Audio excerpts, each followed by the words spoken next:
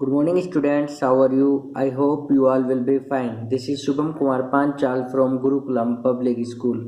Student, पिछली video में हमने चैप्टर नंबर 9 कंप्लीट किया था जिसका नाम सोइल था। आज हम न्यू चैप्टर स्टार्ट करेंगे, chapter number 10 respiration in organisms. Respiration means श्वसन। श्वसन मतलब सांस लेना और छोड़ना। इन मीन्स में, ऑर्गेनिम्स मीन्स प्राणी, प्राणियों में श्वसन। ठीक है, तो रेस्पिरेशन इन ऑर्गेनिम्स के बारे में बात शुरू करते हैं। One day बूजो was ईगरली waiting. One day एक दिन बूजो वाज था ईगरली यानी उत्सुकता से, यानी बहुत ध्यान से वेटिंग इंतजार कर रहा था। To meet his grandparents, अपने ग्रैंड पेरेंट्स से मिलने के लिए, यानी अपने दादा दादी से मिलने के लिए। हु वर कमिंग, जो आ रहे थे, टू द टाउन्स, के शहर में आ रहे थे, आफ्टर ईयर, एक साल के बाद।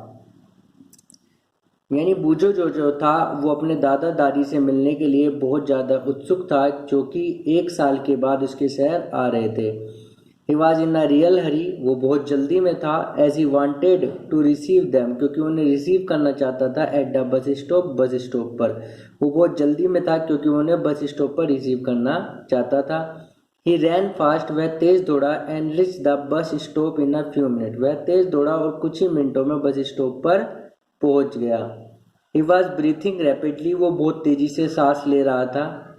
हिज ग्रैंड मदर आज, उसकी दादी ने पूछा हिम, उससे, why he was breathing so fast, कि वह इतनी तेज सांस क्यों ले रहा है।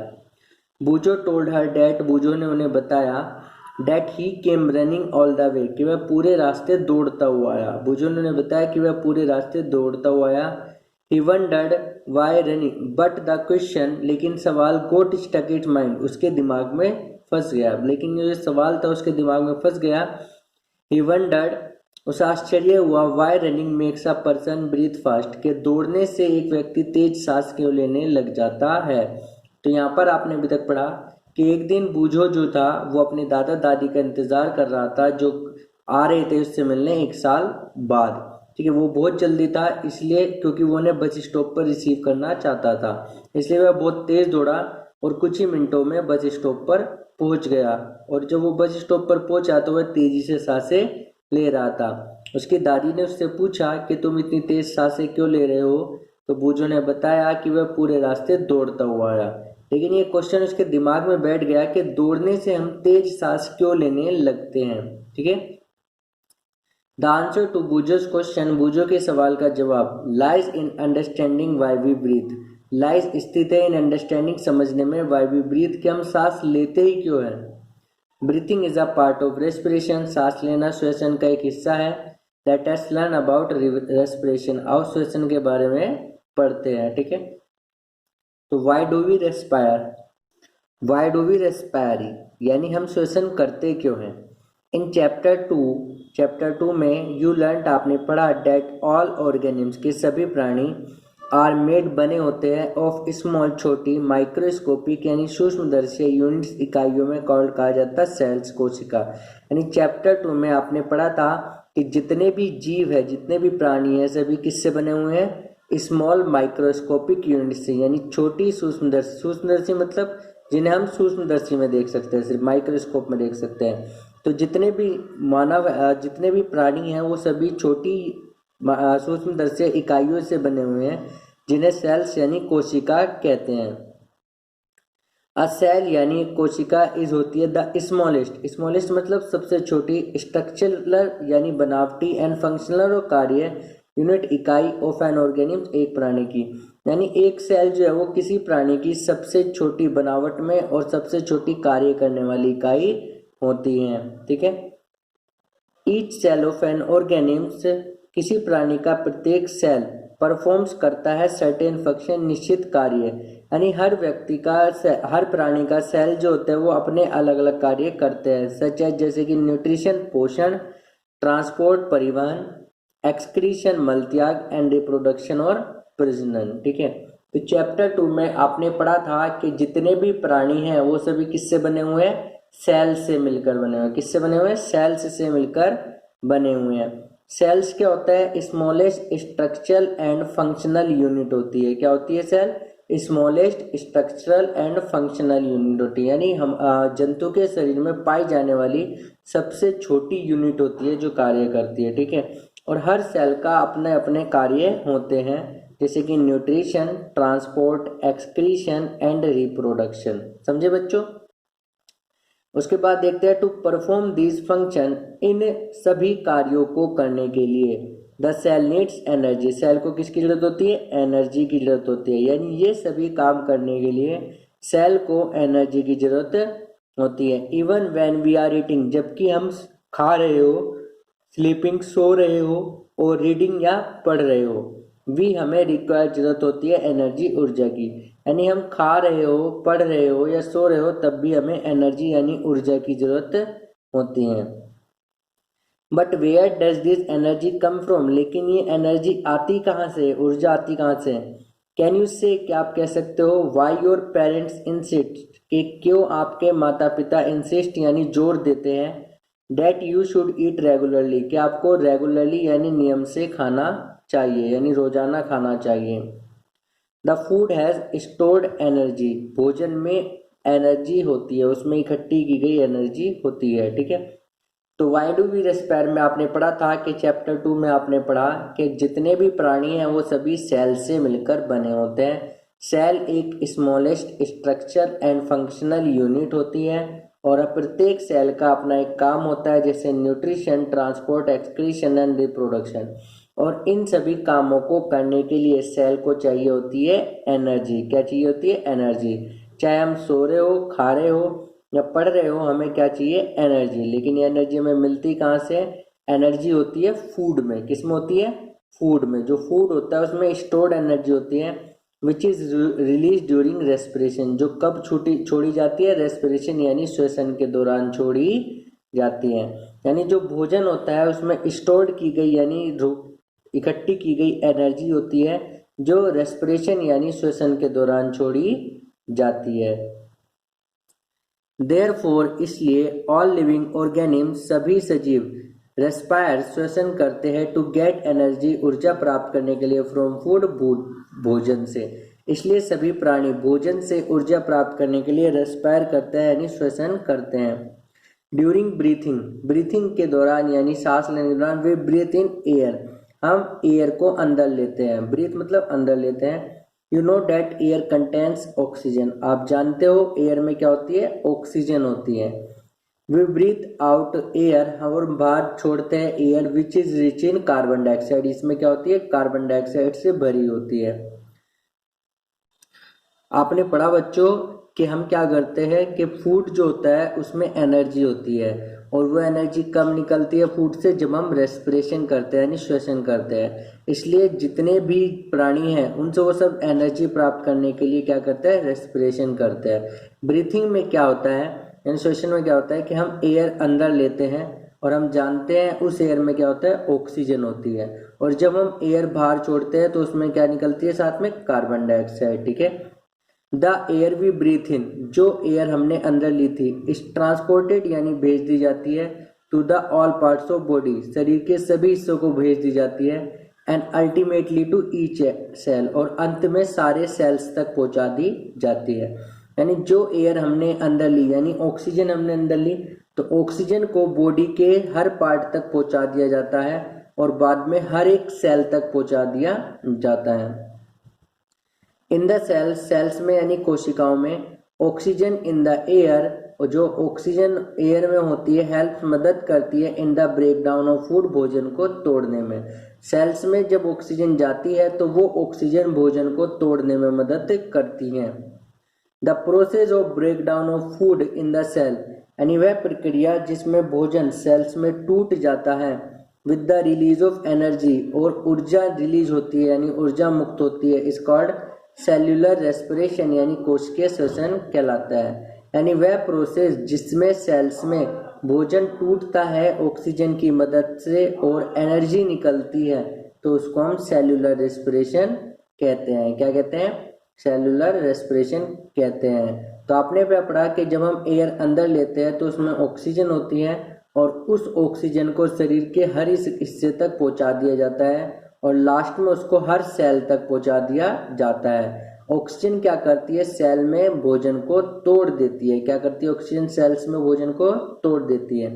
तो ये जो प्रोसेस होता है जिसमें सेल्स में भोजन टूट जाता है ऑक्सीजन की मदद से और एनर्जी निकलती है।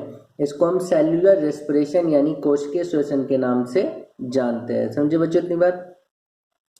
सेल्यूलर रेस्पिरेशन कोशिकीय श्वसन टेक्स प्लेस यानी होता है in the cells of all organism, सभी प्राणियों के कोशिकाओं में। यानी सेल्यूलर रेस्पिरेशन जो होता है वो सभी प्राणियों की कोशिकाओं में होता है, यानी जितने भी सजीव है उनके सभी के सेल्स में ये सेल्यूलर रेस्पिरेशन होता है। इन द सेल कोशिका में द फूड, फूड क्या होता है? ग्लूकोज होता है। इन द सेल्स यानी कोशिका में द फूड, फूड में क्या होता है? ग्लूकोज इज ब्रोकन डाउन, तोड़ दिया जाता है into carbon dioxide and water using oxygen.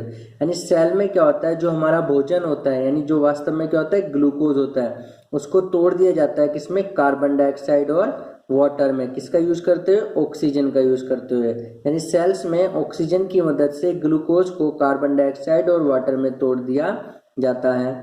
When break down of glucose, जब ग्लूकोज टूटता है, occurs with the use of oxygen, oxygen की मदद से, इट इज कॉल्ड, इसको कहा जाता है एरोबिक रेस्पिरेशन यानी वायवीय श्वसन कहा जाता है। यानी जब ग्लूकोज ऑक्सीजन की मदद से टूटता है, किसकी मदद से टूटता है? ऑक्सीजन की मदद से, तब इसे एरोबिक रेस्पिरेशन कहते हैं यानी वायवीय श्वसन कहते हैं।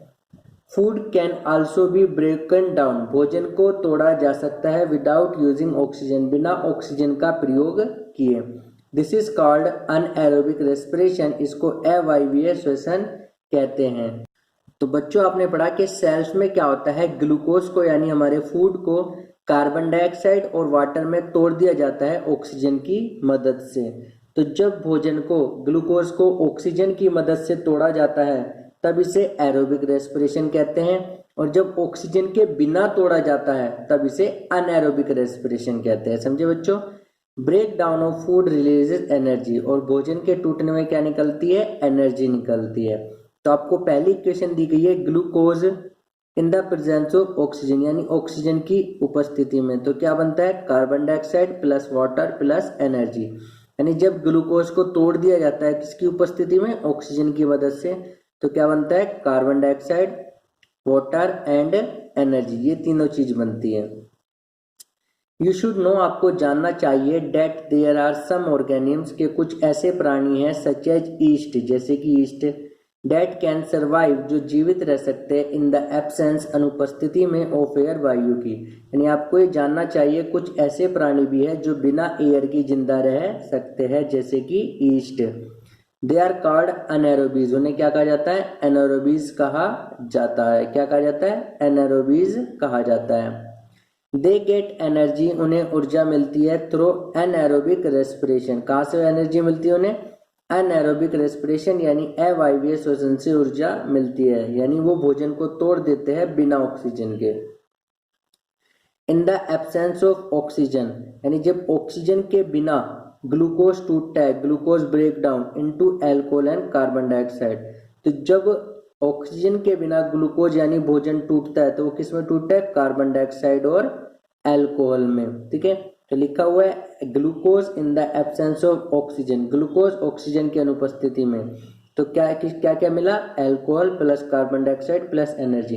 यानी जब ग्लूकोज को ऑक्सीजन की प्रेजेंस में तोड़ते हैं यानी ऑक्सीजन के साथ तोड़ते हैं तो क्या होता है? Glucose equal to water plus carbon dioxide plus energy. लेकिन जब ग्लूकोज ऑक्सीजन के बिना टूटता है तो क्या बनता है? Glucose equal to alcohol plus carbon dioxide plus energy, यानी वाटर की जगह अल्कोहल बनता है।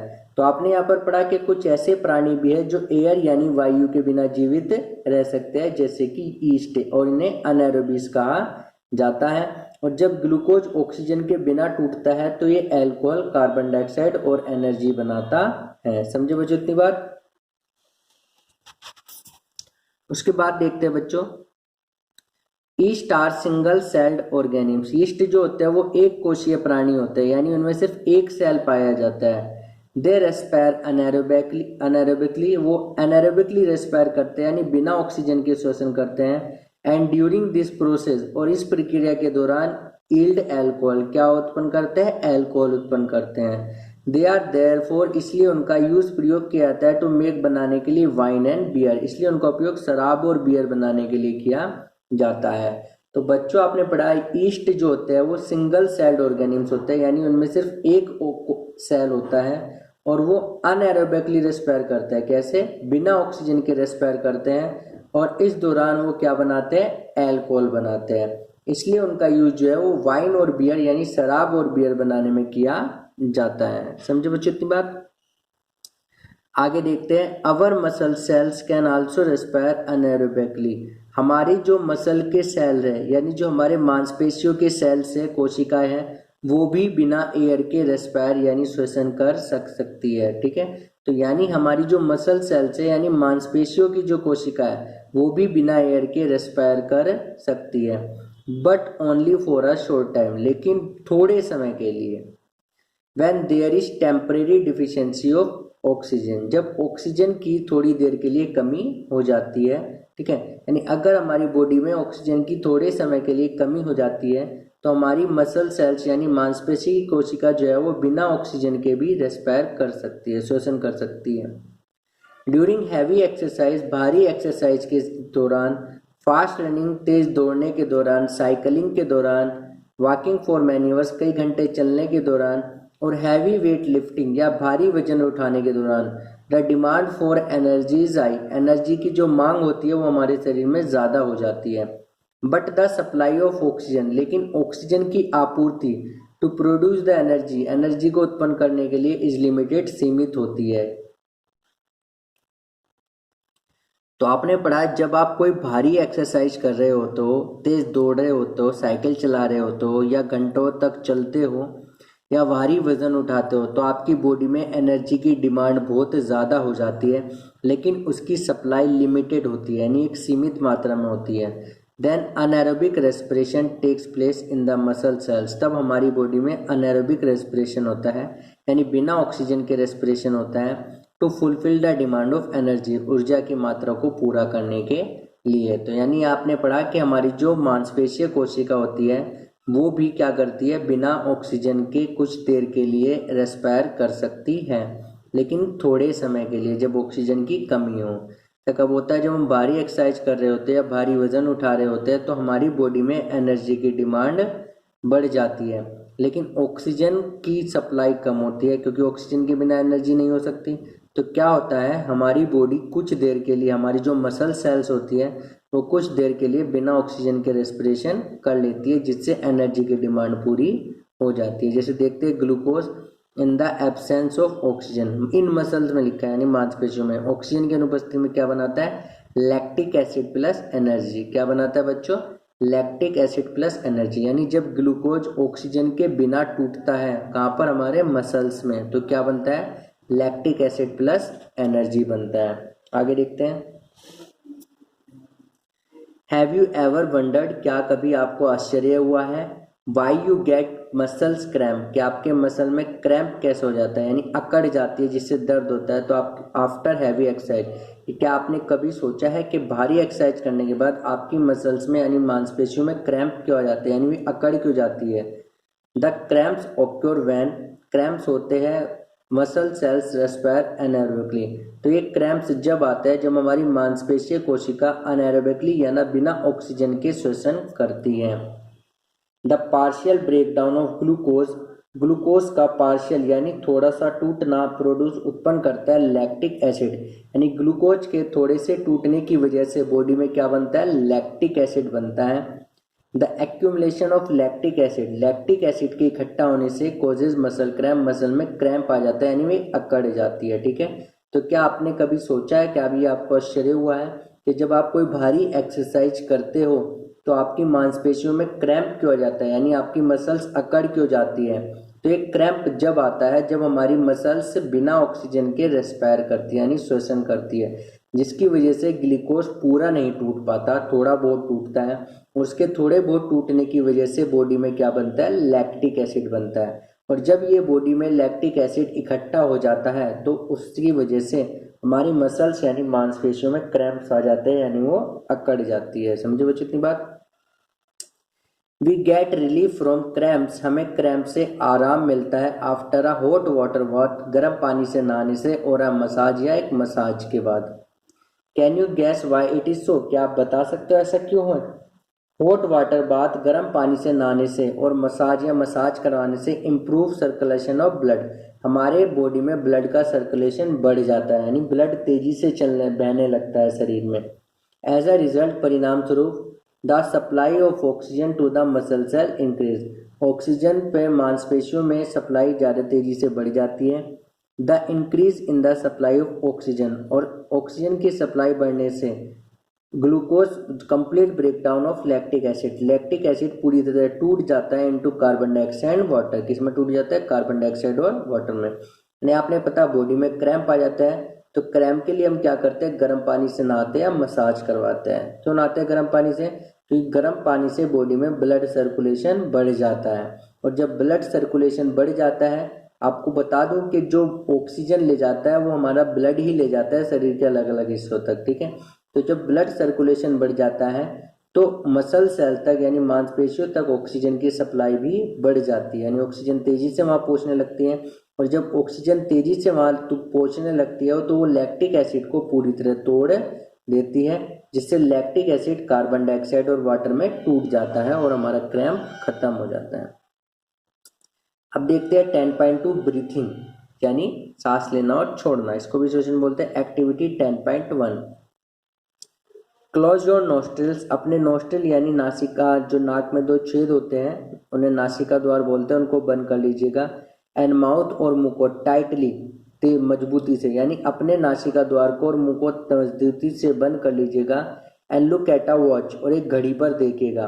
What did you feel after some time, आप कुछ समय के बाद क्या महसूस करते हो? How long were you able to keep both of them close, कितनी देर तक आप उन दोनों को बंद रख सकें। नोट डाउन द टाइम, वो समय नोट कर लीजिएगा। For which you could hold your breath, जितने समय तक आप अपनी सांस को रोक सकें, यानी अपने नाक के दोनों होल्स को और अपने मुंह को तेजी मजबूती से बंद कर लीजिएगा और फिर घड़ी को देखिएगा।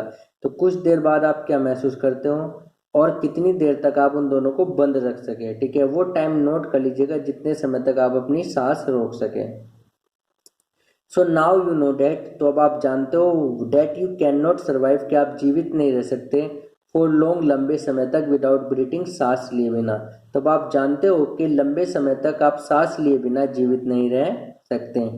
ब्रीथिंग मीन्स, सांस लेने का मतलब होता है taking in air rich in oxygen, oxygen से भरी एयर अंदर लेना। And giving out air rich in carbon dioxide, और कार्बन डाइऑक्साइड से भरी एयर बाहर निकालना। तो ब्रीथिंग यानी श्वसन में आपने पढ़ा कि ऑक्सीजन से भरी एयर अंदर लेना और कार्बन डाइऑक्साइड से भरी हुई एयर को बाहर निकालना, यही ब्रीथिंग होता है। The taking in of air rich in oxygen in the body, oxygen से भरी एयर को बॉडी के अंदर लेना क्या कहलाता है? इनहेलेशन कहलाता है, यानी अंतर श्वसन कहलाता है, ठीक है। यानी जब आप ऑक्सीजन से भरी हुई अंदर एयर अंदर लेते हो तो इसको इनहेलेशन यानी अंतर श्वसन कहा जाता है। And giving out of air rich in carbon dioxide, और कार्बन डाइऑक्साइड से भरी हुई एयर को बाहर निकालना एक्सहेलेशन यानी उच्च श्वसन कहलाता है। क्या कहलाता है? उच्च श्वसन कहलाता है। तो आपने यहाँ पर पढ़ा ब्रीथिंग का मतलब होता है ऑक्सीजन से भरी हुई एयर अंदर लेना और कार्बन डाइऑक्साइड से भरी हुई एयर बाहर निकालना, ठीक है। तो जब आप ऑक्सीजन से भरी एयर अंदर लेते हो तो इसको इनहेलेशन यानी अंतःश्वसन कहा जाता है, और जब आप कार्बन डाइऑक्साइड से भरी एयर बाहर निकालते हो तो इसको एक्सहेलेशन यानी उच्च श्वसन कहा जाता है। It is a continuous process, ये एक लगातार जारी रहने वाली प्रक्रिया है। विच गोज, जो होती है ऑन ऑल द टाइम, जो सारे समय पर होती रहती है, यानी एक जारी रहने वाली प्रक्रिया है जो सारे समय पर होती रहती है। Through out the life of an organism, और एक प्राणी के पूरे जीवन भर चलती रहती है, ठीक है। यानी इनहेलेशन और एक्सहेलेशन जो है ये आदमी के यानी किसी भी प्राणी के पूरे जीवन भर चलती रहती है। द नंबर ऑफ टाइम्स, यानी कितनी बार अ पर्सन ब्रीथ, एक व्यक्ति सांस लेता और छोड़ता है, इन अ मिनट, एक मिनट में, termed as the breathing rate, उसे श्वसन दर कहा जाता है। यानी एक मिनट में एक व्यक्ति कितनी बार सांस लेता और छोड़ता है उसे हम ब्रीथिंग रेट यानी श्वसन दर के नाम से जानते हैं। ड्यूरिंग ब्रीथिंग में inhalation and exhalation takes place alternately, यानी ब्रीथिंग में यानी जब आप सांस लेते हो तो इनहेलेशन और एक्सहेलेशन अल्टरनेटली होते हैं, यानी एक दूसरे के बाद होते हैं। पहले इनहेलेशन होगा फिर एक्सहेलेशन होगा, फिर इनहेलेशन फिर एक्सहेलेशन, यानी एक दूसरे के बाद होते रहते हैं। तो अब ब्रीथ मीन्स एक सांस का मतलब है, एक श्वास का मतलब है 1 इनहेलेशन प्लस 1 एक्सहेलेशन। तो एक श्वास का मतलब क्या होता है, एक इनहेलेशन प्लस एक एक्सहेलेशन, यानी एक बार सांस अंदर लेना और एक बार सांस बाहर छोड़ना, यानी एयर अंदर लेना और एयर बाहर छोड़ना, तब आपका एक श्वास यानी एक सांस कंप्लीट होती है। ठीक है, तो आपने यहाँ पर पढ़ा कि 1 मिनट में एक व्यक्ति कितनी बार ब्रीथ करता है, यानी सांस लेता है और छोड़ता है, इसको हम ब्रीथिंग रेट के नाम से जानते हैं। और ब्रीथिंग में इनहेलेशन और एक्सहेलेशन एक दूसरे के बाद होती रहती है। और एक ब्रीथ यानी एक सांस का मतलब होता है 1 इनहेलेशन प्लस 1 एक्सहेलेशन। ठीक है बच्चों, would you like to find out your breathing rate? क्या आप अपना ब्रीथिंग रेट जानना चाहोगे? Do you want to know whether it is constant? क्या आप जानना चाहते हो कांस्टेंट है यानी नियत है, यानी हर समय एक जैसा रहता है? और it changes according to the requirement of oxygen by the body, या ये शरीर के द्वारा ऑक्सीजन की जरूरत के हिसाब से बदलता रहता है। ठीक है, तो अब ये नीचे दी गई एक्टिविटी में पढ़ेंगे हम इसके बाद। आज के लिए इतना ही काफी है। Thank you everyone.